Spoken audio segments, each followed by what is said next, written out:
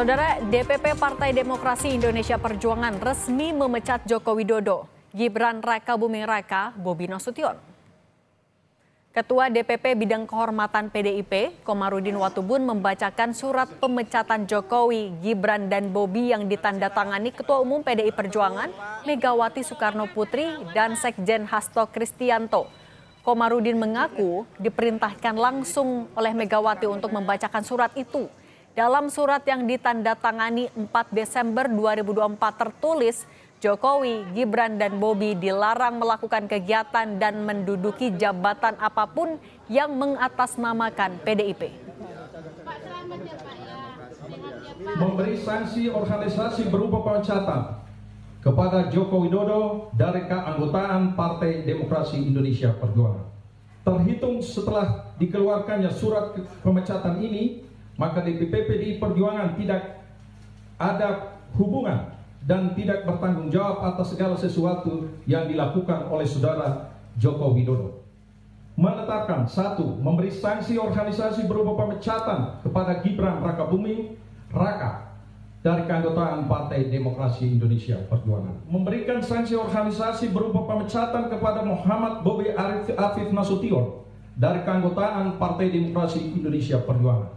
DPP PDI Perjuangan akan mempertanggungjawabkan surat keputusan ini pada Kongres yang akan datang. Ditetapkan di Jakarta pada tanggal 4 Desember 2024. Dalam bagian pertimbangan, surat keputusan DPP PDIP nomor 1649 tahun 2024 tentang pemecatan Joko Widodo dari keanggotaan Partai Demokrasi Indonesia Perjuangan tertulis, Joko Widodo melanggar ADART Partai tahun 2019 serta kode etik dan disiplin partai dengan melawan keputusan partai terkait dukungan Capres-Cawapres pasangan Ganjar Mahfud yang diusung PDIP pada pemilu 2024 dan mendukung Capres-Cawapres dari Koalisi Indonesia Maju serta menyalahgunakan kekuasaan untuk mengintervensi Mahkamah Konstitusi. Dikategorikan sebagai pelanggaran berat.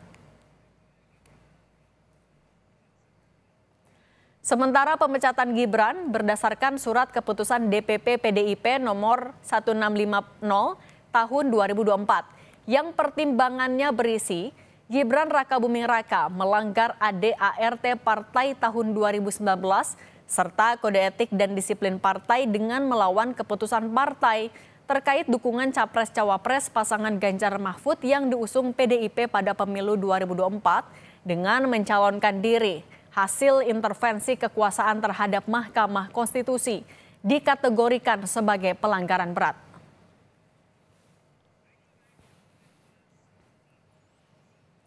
Sebelumnya saat ditemui wartawan di Solo, Jawa Tengah 3 Desember lalu, Presiden ke-7 Joko Widodo memilih diam dan tak menjawab ketika ditanya apakah masih menjadi kader PDI Perjuangan atau tidak. Namun Jokowi bilang masih memegang KTA atau kartu tanda anggota PDIP.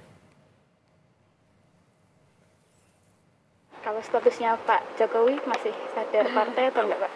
Di PDIP, Pak? KTA-nya masih disimpan, Pak? KTA partai masih disimpan? Ya, Mas. Bagaimana membaca pengumuman pemecatan Joko Widodo, Gibran Rakabuming Raka dan Bobi Nasution dari status kader PDIP?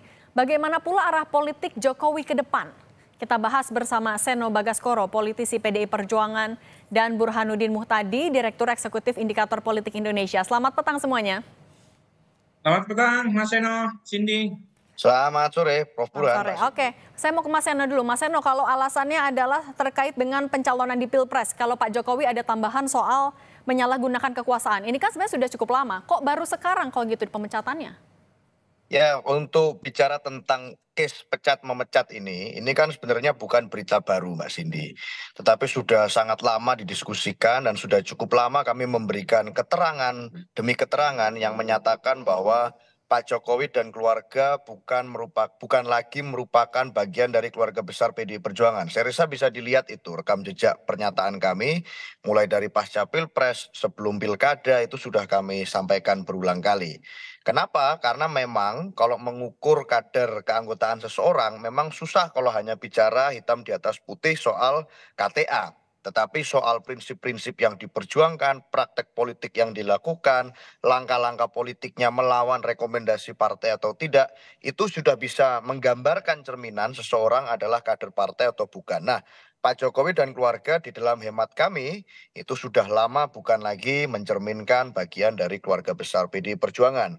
Nah, banyak pihak yang kemudian menanyakan, lalu Mas Gibran dan Mas Bobi bagaimana kalau beliau berdua pasca pendaftaran beliau sebagai calon wakil presiden dan calon gubernur di Sumatera Utara, maka otomatis pada saat itu juga keanggotaannya otomatis dibatalkan. Nah, Mas Eno, tapi kan juga setiap ditanya selama masa Pilpres itu selalu abu-abu. Sampai sekarang akhirnya surat pemecatannya baru ditandatangani 4 Desember. Kenapa tapi baru bulan ini? Apa momentumnya? Ya karena saya rasa itu kan hanya soal hitam di atas putih. Tetapi kalau bicara tentang sikap, tentang bagaimana seluruh kader partai menyatakan secara terbuka, bagaimana langkah-langkah politik yang dilakukan Pak Jokowi itu kami anggap mencederai sendi-sendi demokrasi, melukai prinsip perjuangan partai dan seterusnya.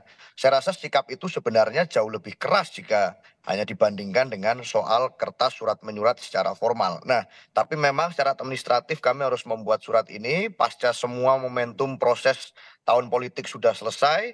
Kami juga sudah membuka kesempatan sebenarnya menunggu kapan pihak-pihak yang seperti Pak Jokowi mau untuk datang ke partai mengembalikan KTA, tetapi kan ikhtiar itu tidak kunjung dilakukan. Keteladanan baik itu datang tampak muka, keluar tampak muka juga tidak kunjung dilakukan. Tetapi langkah-langkah politiknya di Pilpres, langkah-langkah politiknya di Pilkada, termasuk dalam konteks menggerakkan seluruh ambisi kekuasaan dengan berbagai instrumen, itu dilakukan terus-menerus, yang itu berseberangan dengan prinsip dan sikap partai, maka dengan harus kami lakukan suatu langkah yaitu sanksi pemecatan. Saya rasa itu adalah akumulasi dari proses tahun politik kemarin. Itu Mbak Cindy. Akumulasi. Nah kalau Mas Burhan membacanya sebenarnya, kenapa baru sekarang? Apakah ada kaitannya dengan Pak Jokowi yang sudah tidak lagi jadi presiden, makanya pemecatannya baru sekarang?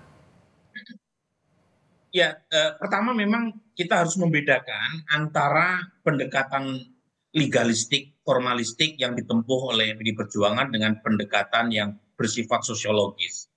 Dari sisi sosiologis elektoral sebenarnya sudah terjadi pemecatan tanda kutip ya jauh-jauh hari sebelum secara resmi diumumkan hari ini. Nah, tetapi secara legal memang baru diumumkan sekarang. Nah, pertanyaan Cindy itu berkaitan dari pendekatan legalistik tadi. Ya, tentu saja pendekatan legalistik ini tidak bisa dipisahkan dari strategi elektoral juga. Sebab kalau misalnya diumumkan pemecatan secara formal pada saat momentum elektoral, itu punya efek yang kurang positif juga buat PDI Perjuangan. Karena bagaimanapun Pak Jokowi masih punya pendukung, sementara pendukung Pak Jokowi sebagian overlap dengan pendukung PDI Perjuangan. Jadi saya sendiri bisa memahami kenapa pendekatan legalistiknya baru diambil sekarang. Sementara jauh-jauh hari PDI Perjuangan sudah, tanda kutip ya, pisah ranjang dengan Pak Jokowi, tetapi secara formal akad perceraiannya ya baru diputuskan hari ini. Artinya memang menunggu rangkaian pilkada selesai, Mas Burhan? Ya lagi-lagi wajar ya, apalagi kita tahu wajar dalam pengertian begini Cindy. Bagaimanapun partai kan ingin mendapatkan dukungan banyak dari pemilih. Dan pemilih itu bisa datang dari banyak kantong kan, termasuk dari kantong pendukung Pak Jokowi sekalipun. Tetapi dalam pilkada kemarin kan terlihat perbedaan rute atau pisah ranjang antara PDI Perjuangan dengan Pak Jokowi makin dalam. Di beberapa tempat di kantong PDI Perjuangan Pak Jokowi langsung kampanye buat calon yang berbeda dengan calon resmi yang diusung oleh PDI Perjuangan. Bahkan misalnya di Sragen, di Boyolali, di Solo, itu calon-calon yang diusung PDI Perjuangan dilawan oleh calon yang mendapatkan dukungan full force dari Pak Jokowi. Dan kebetulan memang menang ya calon yang diusung oleh Pak Jokowi. Di Solo Respati menang, di Boyolali juga demikian, di Sragen juga demikian. Jadi makin kentara perbedaan jalan itu. Oke, akumulasi juga ya Mas Burhan. Saya mau balik lagi ke Mas Eno. Mas Eno, tapi kalau surat pemecatan ini sudah disampaikan secara langsung ke Pak Jokowi, Mas Gibran, dan Mas Bobi? Ya, saya rasa dengan hari ini diumumkan, itu kan sudah menjadi suatu berita yang pasti juga akan diketahui oleh beliau-beliau. Tapi secara resmi juga pasti suratnya akan kami kirimkan. Dan saya rasa karena sudah tertanggal 4 Desember, sebetulnya itu hanya masalah soal waktu. Tetapi masalah pengumuman resmi partai, saya rasa hari ini sudah satu sikap yang jelas, satu sikap yang clear, sehingga apapun yang dilakukan Pak Jokowi, yang dilakukan Mas Gibran, yang dilakukan Mas Bobi setelah dari tanda tangan surat itu diterbitkan, hari ini diumumkan secara resmi, maka apapun yang dilakukan beliau-beliau sudah tidak ada sangkut pautnya lagi dengan PDI Perjuangan. Secara resmi bahkan partai di Rakernas juga sudah meminta maaf kepada rakyat Indonesia jika ada kader-kader yang dianggap kemudian melukai prinsip demokrasi, melukai prinsip-prinsip kerakyatan, dan itu termasuk terhadap Pak Jokowi dan keluarga. Saya rasa hari ini sudah clear, sikapnya sudah jelas secara sosiologis, Prof. Burhan tadi meminjam istilahnya, dan secara legal formal juga sudah jelas. Saya rasa itu Mbak Cindy. Oke, Mas Burhan, tapi kalau menurut Anda setelah pemecatan ini, peta politiknya Pak Jokowi arahnya akan kemana? Ya, sebenarnya sudah terlihat ya, terutama pasca pengumuman beberapa waktu lalu, meskipun legalnya baru diumumkan beberapa waktu terakhir, tetapi sebelumnya kan sudah ada tanda-tanda sikap dari PD Perjuangan yang makin jauh dari Pak Jokowi ya. Ada dua opsi saya kira ya. Opsi yang pertama, Pak Jokowi masuk ke dalam partai yang ada selain PD Perjuangan tentu saja. Bisa Gerindra. Mas Burhan? Oke, kami perbaiki lagi komunikasi dengan Mas Burhan. Oke, kalau gitu saya ke Mas Seno dulu. Kalau Mas Seno, bagaimana menanggapi arahnya sinyal-sinyal Pak Jokowi? Kan tampaknya juga mulai komunikasi dengan partai-partai lain. Ada Gerindra, ada Golkar. Mas Seno menanggapinya seperti apa? Ya silakan saja, saya rasa itu hak konstitusional semua warga negara untuk berhimpun, berpartai, berkelompok, bergabung dengan partai politik manapun. Tetapi kalau bicara kepartaian itu kan tidak bisa. Kalau sumbernya adalah ambisi orang per orang. Itu harus dipandu oleh sebuah cita-cita bersama, oleh sebuah aturan main organisasi, oleh sebuah keinginan komitmen untuk mematuhi peraturan. Nah dari rekam jejak Pak Jokowi sebagai kader partai di PDI Perjuangan itu kan berlawanan semua dengan prinsip itu. Nah apakah partai-partai politik lain siap dengan situasi gerak politik yang semacam itu? Apakah keteladanan semacam itu yang layak untuk ditunjukkan pada anak-anak muda seperti saya dan teman-teman? Nah silakan saja, itu adalah pilihan dari masing-masing. Saya rasa itu, Mbak. Oke, Mas Burhan, tadi kita balik lagi soal arahnya arahnya Pak Jokowi setelah dipecat dari PDIP. Hitung-hitungan Pak Jokowi kira-kira akan kemana dan seberapa berpengaruh di peta politik nasional ke depannya? Ya, jadi ada dua opsi. Opsi yang pertama, Pak Jokowi masuk ke partai yang sudah ada, selain PD Perjuangan tentu saja. Nah, bisa Gerindra, bisa Golkar. Tapi ada opsi yang kedua, Pak Jokowi tidak masuk partai politik manapun. Tetapi bukan berarti pengaruhnya secara politik itu tidak ada. Jadi dia ingin beyond dari urusan partai formal. Dan statement Pak Jokowi partai perorangan itu sebenarnya tidak menyindir PD Perjuangan.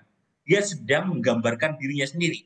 Kan jangan lupa Cindy, ketika ditanya mengenai sikap PD Perjuangan terhadap Pak Jokowi kan berkali-kali mengatakan partai perorangan.